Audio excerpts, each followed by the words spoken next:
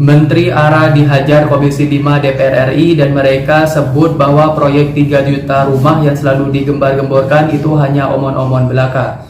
Dananya tidak ada dan hanya one man show. Saya melihat kok ini Pak Menteri mengambil bahasa Pak Presiden. Ini rencana 3 juta kok jadi omon-omon gitu loh. Ini angka Pak. Ya, angka ini cuma capaian Pak, KPI-nya nggak ada. Berapa rupiahnya? Ketika disebut yang upaya itu sebanyak 2.247.088. Ini belum ada anggarannya, belum ada pelaksanaannya. Ini udah bulan Mei loh Pak. Yang 2,24 juta ini masih entah di mana. Bapak tidak menjelaskan kapan ini akan diselesaikan. Terus kita bicara regulasi, ya. Saya ingin konfirmasi Pak sekarang. Tadi Pak Menteri bilang ini terkait dengan, saya ambil satu contoh saja tentang dana desa. Pak Menteri sebut di situ itu direncanakan 123.000, ya.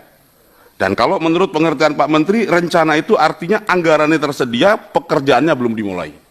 Ya kalau di paparan Pak Menteri terkait dengan renovasi dana yang diambil dari sistem keuangan desa, itu sebanyak 123.000.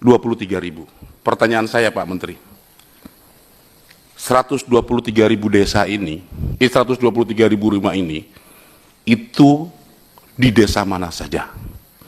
Ada nggak desa yang di Banyumas? Ada nggak? Dari rencana 123.000 ini yang anggarannya sudah ada. Yang disebut direncanakan sudah ada ya Pak ya? Mas Sekjen, Pak Dirjen ya? Karena sistem keuangan desa itu ada aturannya sendiri Pak. Mereka itu rigid. Tidak boleh semena-mena menentukan target dari dana desa 123.000. Kalau desa Pak Kades mengalokasikan itu tanpa ada peraturan Menteri Keuangannya, itu mereka bisa masuk bui Pak. Jadi ini nggak main-main gitu loh. Lah ini kalau kemudian seperti ini bahasanya, ya bagaimana teman desa kita? Saya hanya ingin mengkonfirmasi nanti 123.000 itu ada di desa mana saja. Saya mohon kalau boleh betul-betul kita menyatu, ya bagaimana satu-satu. Saya dengar dan saya tahu teman-teman berpengalaman dan punya niat baik, supaya kita bisa rumuskan satu-satu ini bagaimana. Kemarin ada Pak Huda itu usulkan soal undang-undang perumahan. Kemarin Unian Berimbang itu kami sudah siapkan Pak. 3 bulan saya sudah kirim surat ke Presiden Pak, untuk organisasinya dibentuk. Undang-undang yang bagus untuk keadilan sosial. Pengembang besar bangun 1 rumah mewah, 2 rumah sedang, 3 rumah kecil. Tetapi sampai sekarang belum jalan. Apa masalahnya? Saya baru 6 bulan di sini, tapi kenapa belum nggak jalan-jalan gitu? Nah, apakah kita mau buat itu atau kita mau rubah semua?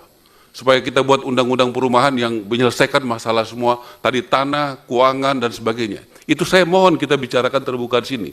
Mana yang lebih efektif? Mana yang lebih produktif dengan situasi sekarang? Jadi saya juga berharap kita satu-satu Pak, ada paling tidak catatan saya soal pendanaan, 2 soal lahan, 3 soal tepat sasaran, 4 soal kualitas, 5 bagaimana koordinasi semuanya itu.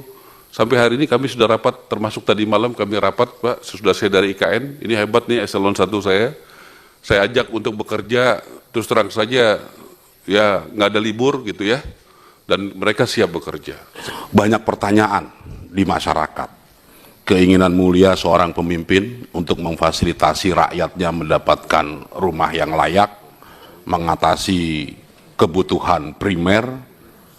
Ini harapan kita semua, harapan seluruh rakyat Indonesia. Tapi jujur, pimpinan dan Pak Menteri secara jajaran, setelah saya dalami slide yang saya terima, dan juga paparan yang tadi baru saja disampaikan, saya melihat rupanya Pak Menteri ini harus bisa membangun tim yang kuat. Saya merasakan denyut bahwa ini one man show. Tidak melibatkan sebuah organisasi yang kuat untuk mewujudkan cita-cita Bapak Presiden. Ada beberapa catatan yang ingin disampaikan, izin dari meja pimpinan, mungkin saya juga nanti ingin berkorespondensi sedikit ya untuk mempertajam tentang peta jalan ini. Pertama, kalau kita lihat tadi paparan di awal ya, soal akses kepemilikan atau mendapatkan rumah yang layak. Ya, kalau kita lihat dari data PPS ya yang disampaikan Pak Menteri tadi, dari 2025 sampai dengan 2029 itu cuma 1,7% Pak kenaikannya. Ini dengan target 3 juta rumah loh. Padahal di era sebelumnya yang targetnya itu 1 juta rumah, itu aksesnya meningkat per tahun 2,6%. Ini bagaimana? Dari situ saja kita sudah mulai melihat harusnya orang semakin mudah mendapatkan akses ketika jumlah ini diperbesar. Itu satu catatannya. Tapi nanti tolong dijelaskan. Tapi sebenarnya tanpa beliau jelaskan tentang ini, gitu ya, saya ingin langsung Pak tentang angka 3 juta tadi yang disampaikan.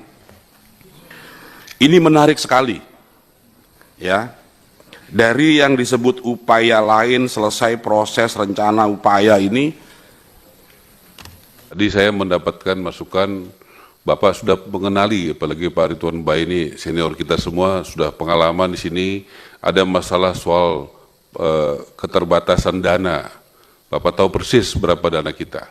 Ada masalah ada soal lahan, ada soal kualitas, ada soal ketidaktepatan sasaran, ada soal SKB 3 Menteri, kita sudah bulan Januari itu kalau tidak salah, sudah bikin supaya PPN, BPHTB, PBG gratis, sampai sekarang masih ada 70 bupati wali kota yang belum jalanin, padahal masuk dalam NKRI. Padahal itu untuk membantu rakyat kecil. Ya, supaya jangan dibolak-balik di media itu, Pak. Ya, kenapa itu bukan kewenangan kami, Pak? Ya, kami juga sudah mendapatkan bantuan luar biasa dari pimpinan DPR, Pak Dasko, Pak Misbakun, dari Bank Indonesia, kemudian juga dari Departemen Keuangan untuk pendanaan dari BI. Bapak juga mungkin ini kesempatan yang baik untuk menjelaskan bagaimana itu buat bisa LPLPP dan buat subsidi. Saya sudah mendapatkan direction langsung, ditelepon sekali, berbicara langsung 2 kali soal bagaimana Presiden perintahkan saya untuk bagaimana penjara menjadi rumah, karena penjara itu ada di tengah-tengah kota dan sudah sangat kredit di situ supaya dipindahkan. Kami sudah rapat 2 kali. DPR kritik tajam arah peta jalan program 3 juta rumah hanya omon-omon. Program 3 juta rumah per tahun yang menjadi salah satu janji utama Presiden Prabowo Subianto kembali menjadi sorotan. Dalam rapat kerja bersama Komisi 5 DPR RI pada 19 Mei 2025, Menteri Perumahan dan Kawasan Permukiman atau PKP Marwar Sarait yang akrab dengan disapa Ara mendapat kritikan tajam. Anggota DPR menilai peta jalan program tersebut masih sangat kabur, baik dari segi anggaran, pelaksanaan, maupun strategi pencapaian. Bahkan program ini disebut hanya omon-omon alias omong kosong tanpa kejelasan. Apa saja pola poin kritik DPR dan bagaimana tanggapan Menteri Ara? Anggota Komisi 5 DPR RI dari fraksi PKS, Yanuar Arif Wibowo, menjadi salah satu yang paling vokal dalam rapat tersebut. Dia menyoroti bahwa hingga Mei 2025, program 3 juta rumah masih belum memiliki kejelasan anggaran dan pelaksanaan. Ini belum ada anggarannya, belum ada pelaksanaannya. Ini sudah bulan Mei, target 2.247 juta rumah masih entah di mana, tegas Yanuar pada hari Senin. Ia bahkan menyebut program ini hanya omon-omon, mengindikasikan bahwa janji tersebut terkesan tidak realistis dan hanya sebatas wacana tanpa aksi nyata. Senada dengan Yanuar, anggota Komisi 5 DPR dari fraksi PDIP, Haryanto, juga mempertanyakan kematangan perencanaan. Menurutnya target 3 juta rumah belum didukung peta jalan yang rinci, terutama terkait skema pembiayaan. Belum jelas yang biaya pemerintah berapa, tanggung jawab investor berapa, dan bagaimana mitigasi jika target tidak tercapai, kata Haryanto. Ia mencontohkan jika menggunakan skema bantuan stimulan perumahan swadaya sebesar 20 juta per unit, maka diperlukan tambahan dana hingga 60 triliun.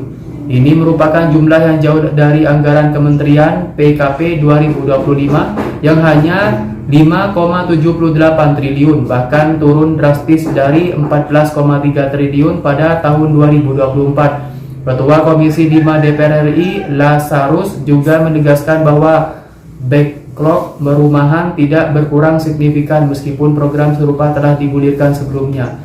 Ia menghitung bahwa untuk mencapai 3 juta rumah per tahun, pemerintah harus membangun 8.220 unit per hari, angka yang dinilai sulit dicapai dengan anggaran terbatas dan tanpa strategi yang jelas.